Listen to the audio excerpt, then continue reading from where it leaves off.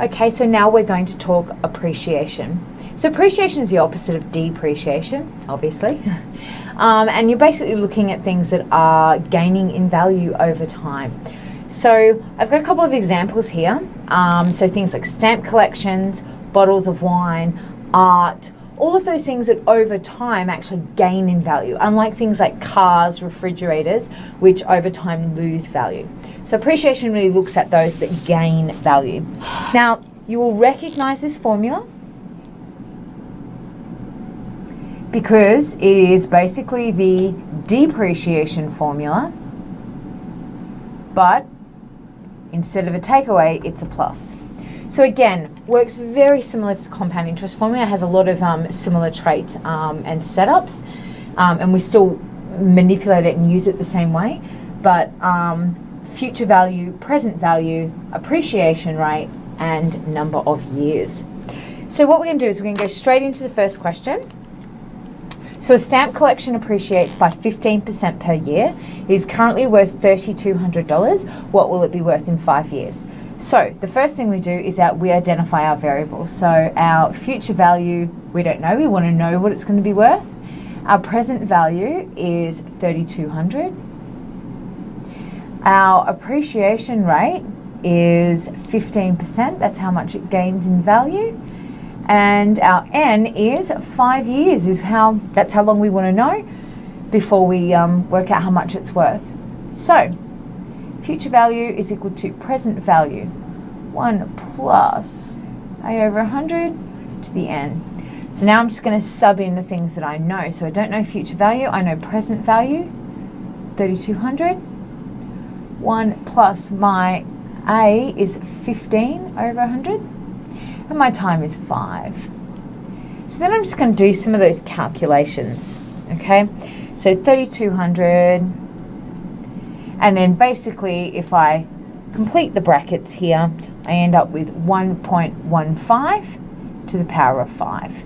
So again, I'm going to do the indice first, BIMDAS, indice, then I'm going to multiply. And what I end up with is approximately, because of this index gives me a fairly long number, 6436, so 6,436 and 34 cents. I'm rounding that to 2 decimal places. So the collection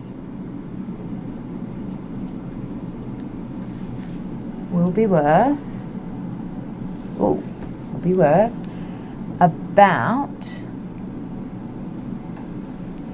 6,400. And unlike depreciation where we round up a little to make it whole, we're going to round down a little with appreciation. The 436, we can say it's about $6,400 in 5 years. Okay, so second example. Second example is like the ones that we have done before, where it's actually asking us to find something different from our usual ones here. So let's have a look. Future value. So a bottle of premium Australian wine was purchased for $180. 6 years later, that same bottle fetched $590 at auction. Nice. What we need to do is estimate the rate of appreciation of this wine. So we're actually trying to find A in this instance.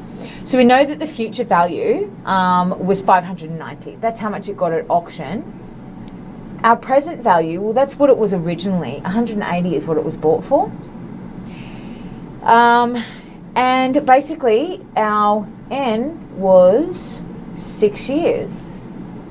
Our A is what we're trying to find. So we actually want to know that rate. Okay, so I'm going to plug in my FE, PV, 1 plus, A over 100 to N. All right, so future value, I do have 590. Present value, 180. And I don't have A, that's what I'm trying to find, N is 6.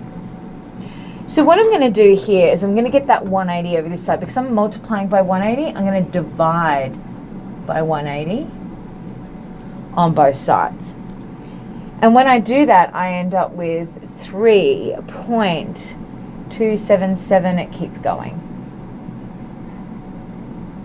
1 plus a over 100 to the 6. Okay, so next I want to get rid of this 6. So, like we've done before, I need to take the 6th root of both sides. So that will leave this side as 1 plus a over 100. And that is an a. I really don't want you to get confused with that. Little a over 100. But this side, if I'm taking the 6th root, I'm going to end up with 1.2187, and that keeps going.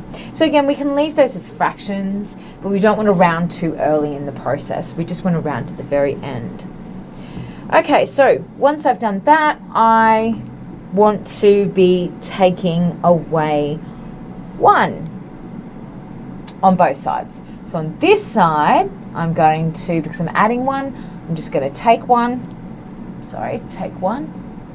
So that will leave me, I might put my a over this side, a over 100 here. Remember, we can swap the whole thing over as long as it's the whole lot, because I got rid of that 1, and then I get rid of 1 on this side, so it's 0.2187, and continue. And then, because I'm dividing by 100, I'm going to multiply by 100 to bring it to a percentage rate. 1, 2, so that's 21.8788, I believe it rounds to, and that's going to be to 2 decimal places. Sorry, I should actually make that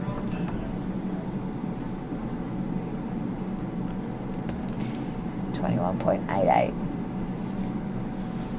So, on this evidence, remembering this is our informed statement,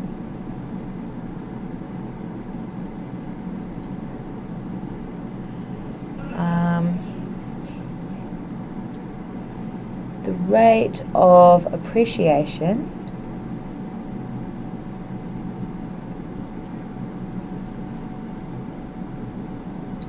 for this wine, and this wine only, it's not every wine, is about 22% per year. And we can do that as long as we're putting that word about. Okay, so here's, so that's appreciation. So very closely linked to depreciation. Depreciation is the cost going down. Appreciation is the cost going up each year. Appreciation is always a percentage per year that is worked out. So you can have where you're given those percentages and you're just trying to work out future value, what it's going to be worth in the future. Or you could work out present value, what it was that it was bought for. You could work out the appreciation rate. Any of those things, just using our formula.